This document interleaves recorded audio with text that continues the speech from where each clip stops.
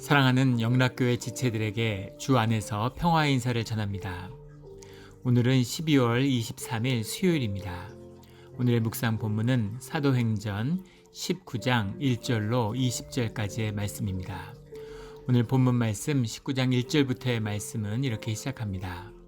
아볼로가 고린도에 있을 때 바울이 윗지방으로 다녀 에베소에 와서 어떤 제자들을 만나 에베소에 이르른 바울이 에베소에 사역을 시작하는 것이죠. 어떤 제자들을 만나, 제자들이라는 표현은 사도행전에서 일관되게 공동체의 가족들, 교회의 지체들을 지칭하는 그런 표현으로 쓰이고 있습니다. 그런데 2절에 이르되 너희가 믿을 때 성령을 받았느냐 이르되 아니라 우리는 성령이 계심도 듣지 못하였노라. 이상한 이야기죠. 교회의 지체가 어떻게 성령에 대해서 듣지도 못했다, 계심도 듣지 못하였노라 라고 말할 수 있는가 하는 겁니다. 이들이 분명히 제자들이라고 지칭되고 있기 때문에 또 에베소 교회의 일원이었다고 하면 이미 에베소 교회에서 예수님의 부활과 그 보혜사 성령에 대한 말씀이 임했을 텐데, 전해졌을 텐데 그것을 모를 수가 있는가 하는 거죠. 거기에 대해서 우리가 한 가지 짐작해 볼 수 있는 것은 아볼로가 에베소에서 활동하다가 브리스길라와를 만나서 이 복음을 전해 듣고 그 다음에 고린도로 갔다는 거죠. 그래서 고린도에 지금 사역을 하고 있는 아볼로가 에베소에서 있을 때 아직 주님의 복음을 영접하지 못하고, 아볼로는 바울을 직접 만나지 못했죠. 그래서 복음을 받지 못하고 에베소에서 말씀을 선포할 때, 구약의 말씀, 세례 요한의 가르침을 전할 때 그때 그 감화를 받은 그런 사람들이 아닌가. 그래서 에베소 교회에 합류했지만 아직 보혜사 성령과 성령 안에서의 코이노니아를 알지 못하는 그런 지체들이 있었다, 이렇게 짐작해 볼 수 있겠죠. 3절에 바울이 이르되 그러면 너희가 무슨 세례를 받았느냐 대답하되 요한의 세례니라. 요한의 세례 요한이 주었던 물 세례는 알고 있지만 그러나 공동체 세례, 성령이 주인이 되시는 예수 그리스도 이름으로 행해지는 그런 세례는 알지 못하고 받지 못했다, 이렇게 고백하고 있는 것입니다. 4절에 바울이 이르되 요한의 회개의 세례를 베풀며 백성에게 말하되 내 뒤에 오시는 이를 믿으라 하였으니 이는 곧 예수라 하거늘. 회개가 있어야 주님의 영을, 오시는 영을 영접할 수 있는 것이죠. 회개의 세례가 베풀어졌으니 이제 예수 그리스도의 세례를 받아야 된다 하는 겁니다. 5절에 그들이 듣고 주 예수의 이름으로 세례를 받으니, 6절에 바울이 그들에게 안수하매 성령이 그들에게 임하심으로 방언도 하고 예언도 하니 모두 12사람쯤 되니라. 많이금 이게 오용되는 그런 말씀입니다. 안수를 하매 성령이 그들에게 임하심으로 방언도 하고 예언도 하니, 이렇게 말씀이 되어 있으니까 이 말씀을 마치 이 안수의 능력이 바울에게 있어서 바울이 안수를 하니까 안수를 통해서 성령이 임하고 방언을 하고 예언을 하게 된 것으로 그렇게 이해하는 것이죠. 그런데 안수라고 하는 것은 성령 안에서의, 교회 안에서의 확증입니다. 공적인 하나됨을 표현하는 그런 수단이죠. 이 사도들을 파송할 때 교회가 안수하고, 집사들을 세울 때 교회가 안수하고, 하나님의 뜻을 받들어서 그것을 하나님의 뜻 가운데 하나가 됐음을, 그것이 하나님의 뜻으로 받았음을 확증하는 것이 교회의 안수죠. 그래서 이 세례가 예수 그리스도 이름으로 이루어지고 그들에게 안수가 베풀어졌다는 것은 교회됨이, 성령 안에서의 코이노니아가 이루어졌다라는 겁니다.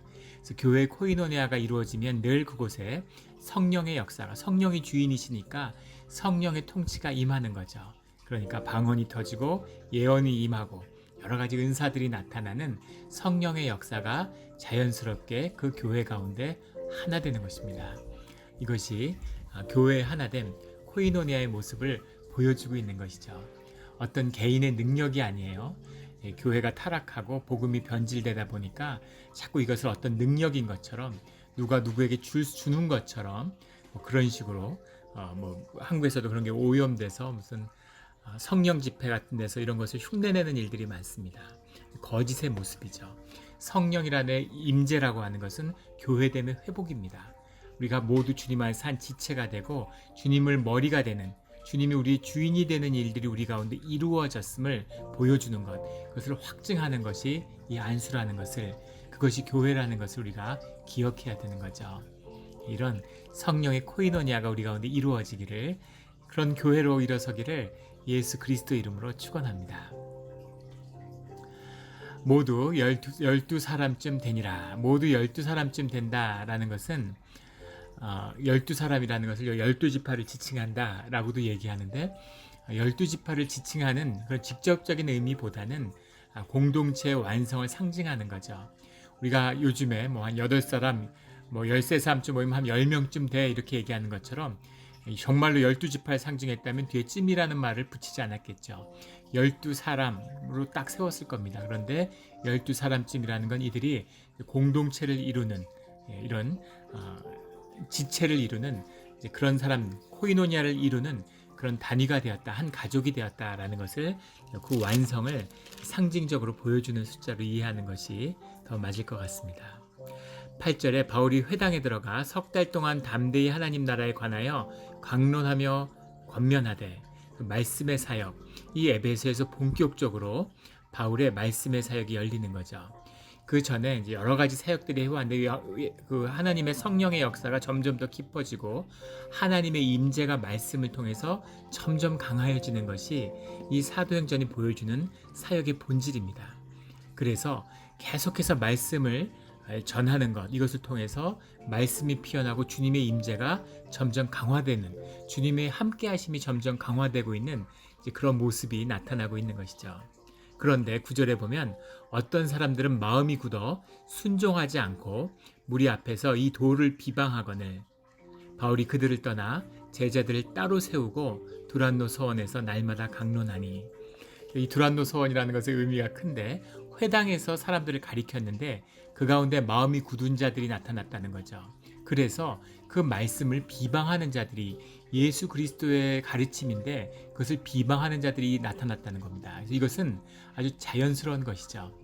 하나님의 복음이 선포되면 항상 그것을 방해하고 대적하는 자들, 말씀에 대적하는 자들이 나타나는 것입니다. 그리고 그 말씀에 마음이 열리고 그 말씀을 영접하는 자들이 나타나는 거죠. 회당에서 가리켰는데 그것이 이제 두란노 서원으로 분리돼서 제자들을 따로 세웠다. 예수 그리스도 안에서 말씀을 영접하는, 예수 그리스도의 가르침 가운데 세워진, 그 성령의 세례 가운데 세워진 제자들의 모임, 교회가 다시 시작되는 이 에베소의 지역에서 그것을 보여주고 있는 거죠. 두란노 서원이 이제 이것이 어떤 로케이션인지 위치인지, 아니면 가르치는 선생의 이름인지, 아니면 이 서원의 주인의 이름인지, 이것은 알 수 없습니다. 아무런 근거가 없지만 이 서원에서 매일같이 말씀을 가리키는 역사가 일어났다는 거죠. 아마 오전에 모여서 같이 일을 하고 오후에 가르침을 듣고 그 다음에 다시 기도하고 이런 가르침의 일을 갖고 다시 일을 하는 이런 형태로 가르침이 진행됐을 것이다, 이렇게들 짐작을 하고 있습니다. 그런데 10절에 보면 2해 동안 이같이 하니, 이 말씀의 가르침이 2해가 지속됐다는 거죠. 말씀으로 함께하는 역사가, 말씀이 중심이 되는 역사가, 매일 말씀을 나누는데 이것이 2해 동안 같이 갔다고 하니까 그 가운데에서 말씀의 역사가, 말씀의 흥왕함이 일어나는 것입니다. 10절에 보면 유대인이나 헬라인이나 다 주의 말씀을 듣더라. 말씀의 능력이 함께하고 임했다는 거죠. 11절에 놀라운, 하나님의 바울의 손으로 놀라운 능력을 행하게 하시니, 바울 가운데 놀라운 능력이 임했다는 거죠. 하나님의 능력이 바울 가운데 머물렀다는 겁니다. 12절에 심지어 사람들이 바울의 몸에서 손수건이나 앞치마를 가져다가 병든 사람에게 얹으면 그 병이 떠나고 악기도 나가더라. 바울의 몸에 있던 손수건, 거친 손수건이나 앞치마를 가져다가 병든 사람에게 얹어도 그 병이 떠나고 악기도 나가더라 라는 거죠. 이것을 또 바울의 특별한 능력인 것처럼 베드로에게도 우리 사도행전 5장에 보면 비슷한 사건들이 있었죠. 이 사건이 의미하는 진정한 것은 무엇이냐면, 바울이 살아가는 삶의 자리에 하나님이 머물고 계시다는 뜻입니다. 하나님과 하나가 되고, 성령 하나님이 바울의 속사람이 되어주셔서 그 속사람의 역사가 인격적으로 전면화되니까 바울의 삶 가운데 하나님의 일, 하나님의 통치가 드러나는 거죠. 이것입니다. 이 비밀이죠. 그래서 바울이 어딜 가든 무엇을 하든 늘 그곳에 하나님이 임재가 나타나는 거죠. 이런 일들이 일어나는 거예요. 손수건 앞치마를 가져다가 갖다 놓아도 그래도 하나님이 함께하는, 그 가운데 하나님이 함께 하시니까 하나님의 일들이 일어나는 거죠. 손수건이나 앞치마에 있는 것이 아니라 하나님의 임재에 있다는 겁니다. 한국 그 목사님 중에서 당신이 손수건을 머리에 이렇게 쓰고 다니다가 그걸 사람들에게 나누어주고 뭐 그런 걸 본 적도 있습니다. 말도 안 되는 짓이죠. 또 뭐 유명한 부흥 강사 이런 사람이 자기 발 씻은 물을 사람들에게 지금 어처구니 없는 성경을 전혀 읽지 못하는, 말씀의 흐름을 전혀 모르고 그 말씀의 그 수박의 겉을 핥는 그런 자들이 보이는 추악한 종교의 행위죠. 아주 유치하고 천박한 행위들입니다. 있을 수 없는 일이죠. 하나님의 임재, 그 임재가 함께하는 그 모든 삶의 자리에서 성령의 역사가 일어난다라는 모습을 보여주고 있는 것, 이것이 바로 19장에 나타나는 성령의 역사입니다. 성령의 역사, 기적이 일어나도 이것을 대적하고 그것을 박해하는 자들이 있어요. 그건 또 당연한 겁니다. 사단의 역사가 늘 함께하고 있는 거죠. 그것을 회방하고 하나님의 뜻이 이루어지지 못하도록 하기 위한.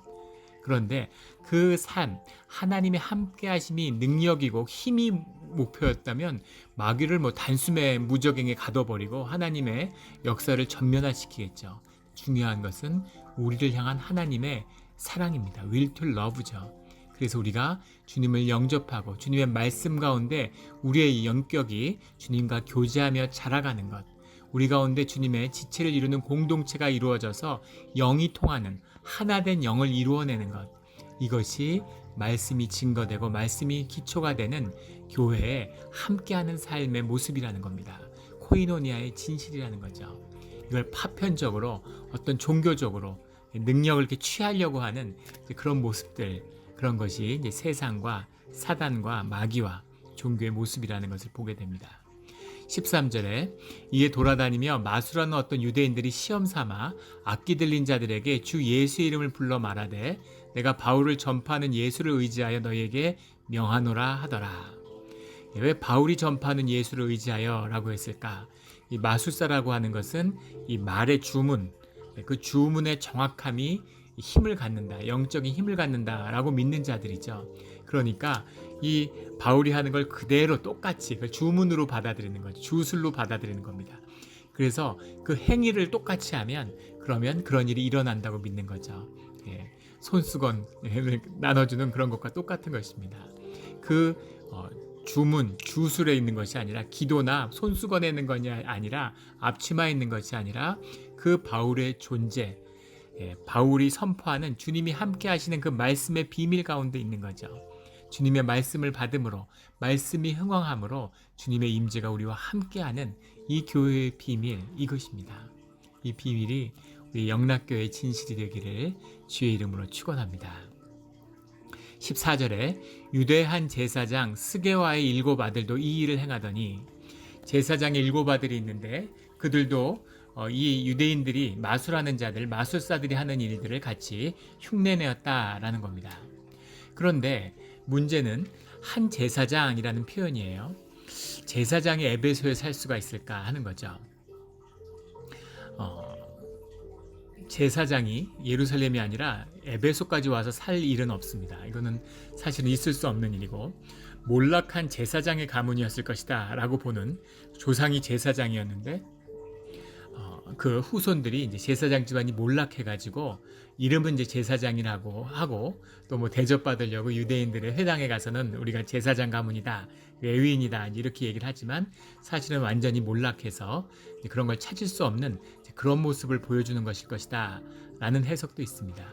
또 다른 해석은 제사장의 가문이 어떤 이유인지 모르지만 에베소에 와 있는데 이미 회당이 얼마나 이방 문화, 이 헬라 문화와 섞여서 타락하고 정체성을 잃었는지, 제사장의 아들이 마술사들의 일을 흉내내고 마술사의 일들이 이 회당 안에서 일어난다. 이건 있을 수 없는 일인데 이런 일들이 아무렇지 않을 만큼 이렇게 영적으로 변질되고 타락한 것이 그 당시 회당 유대교의 모습이었다라는 해석도 있습니다.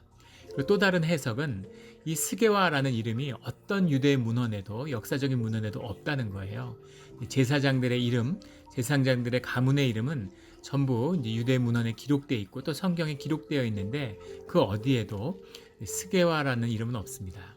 그래서 이 스게와라는 이름은 그냥 이름을 참칭해서 제사장이다, 우리가 제사장 가문이다, 뭔가 영적인 권위를 더하기 위해서 종교적인 과시를 위해서 그렇게 갖다 붙인 이름이고 이들의 본질은 사기꾼이 아니었겠느냐, 뭐 이런 해석도 있습니다.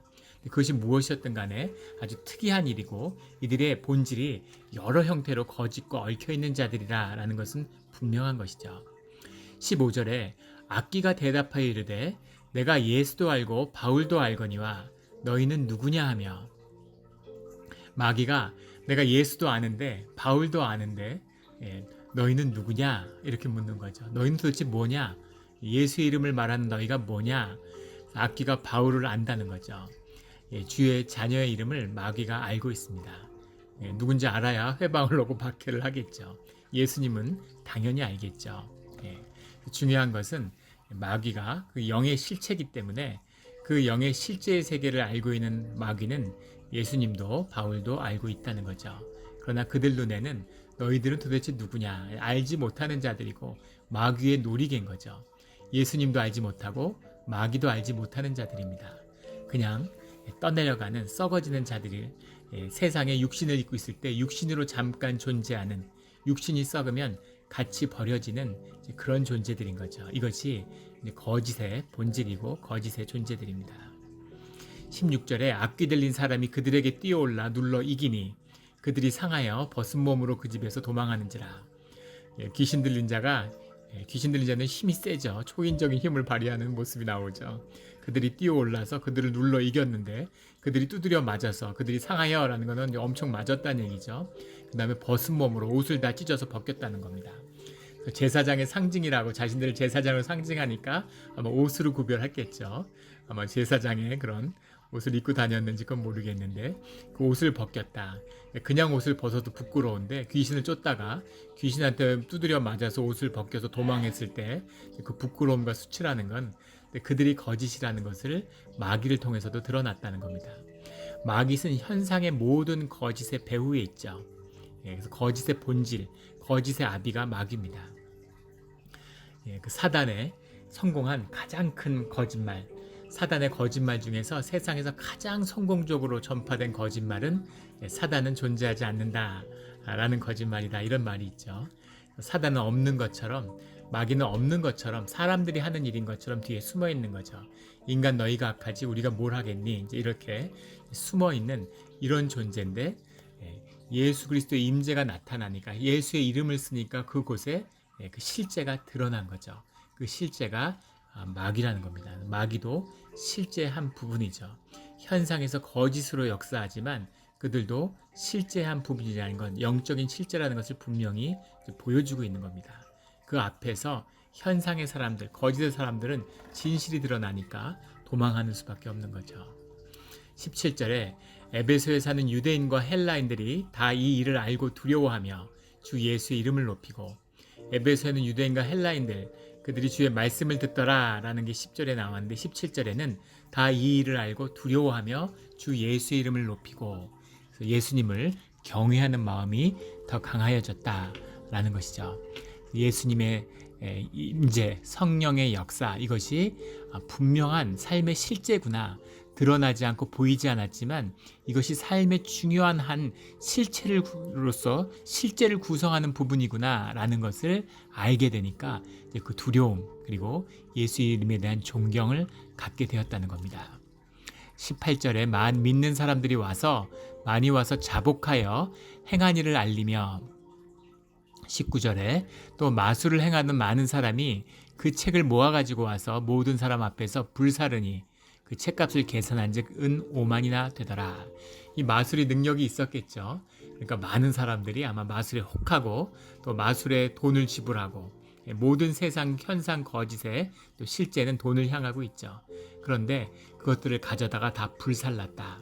그들을 묶고 있는 그들이 이 마술의 힘은 그것이 실제라고 믿어주는 사람들의 믿음의 힘입니다. 이 돈의 힘이죠. 돈에 무슨 힘이 있겠어요? 종이에다 잉크 칠하면 돈인데 그 돈에 무슨 힘이 있겠습니까? 그것은 약속이죠. 그 돈에 대한 실제 값을 갚아주겠다라는 사회적 약속이고 사람들이 그것을 믿어주니까 그 믿음이 통해서 힘이 생기는 거죠. 미국이 달러로 세계를 지배하는데 달러의 힘이 뭐겠습니까? 미국의 국력일까요? 그 국력이라면 달러가 세계 기축통화가 되지 못하죠. 달러로 세계 모든 제품을 결제하고 그것으로 가치를 인정해 주겠다는 동의와 믿음이 세계적으로 있기 때문에 달러가 힘이 있는 거죠. 사람들이 세상이 그걸 버리면 하루아침에 달러는 목락합니다. 그럼 미국도 몰락하는 거죠. 그래서 그것을 지키기 위해서 미국이 안간힘을 쓰고 있죠. 모든 것이 사실은 믿음의 기초 위에 이루어지는 거죠. 우리가 무엇을 믿느냐는 겁니다. 왜 돈이 세상에서 그렇게 힘이 셀까요? 사람들이 정말 믿는 게 돈이기 때문이죠. 그 믿음이 없으면 돈은 한순간에 사라지는 거죠. 왜 이 에베소의 사람들한테는 그렇게 마술이 위력을 발휘했을까? 지금은 사람들이 과학을 믿으니까 마술은 힘이 없잖아요. 이때는 사람들이 과학을 믿는 게 아니라 마술을 믿었던 거죠. 그런데 하루아침에 그 실제를 경험하고 나니까 그 영의 실제가 무엇인 줄 아니까 이 마술체를 가져다 다 태워버리는 거죠. 그들이 자원하는 심령으로 말씀을 듣고 그 마술의 책을 태우는 겁니다. 아, 이거 마술이 힘이 없구나. 이렇게 할 수 있는 일이 아니죠. 영적인 권세가 뒤에 있어요.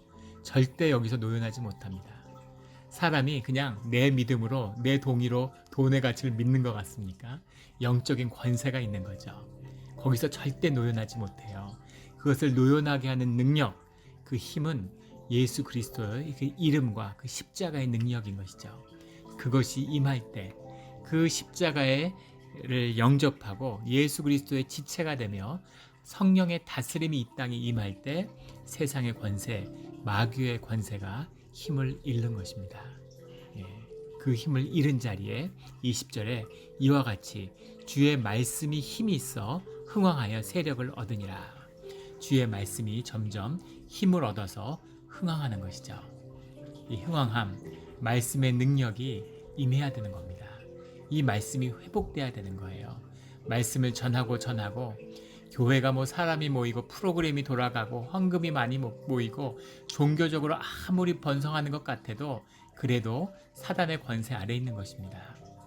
예수 그리스도의 십자가가 예수 그리스도의 복음이 살아있는 복음과 말씀을 영접하는 그 십자가에 내 자신의 에고를 몸받고 주님의 종이 되고 자녀가 되어서 주님의 길을 주님의 도를 행하는 그 순전한 순종이 나타날 때까지 그때까지 교회는 아직 교회가 아닌 것이죠. 그리스도의 몸된 교회, 주님이 임재하는 교회, 우리의 삶이 어디에 있던 하나님의 임재가 함께하는 그 교회 가운데 주님의 생명의 능력이, 생명의 이적이, 말씀의 흥왕함이 나타나는 것입니다. 이 역사가, 이 이적이, 이 초대교회의 모습이 우리 몬트레이 영락교회 가운데 반드시 회복되기를, 반드시 일어나기를 예수 그리스도 이름으로 축원합니다. 아멘.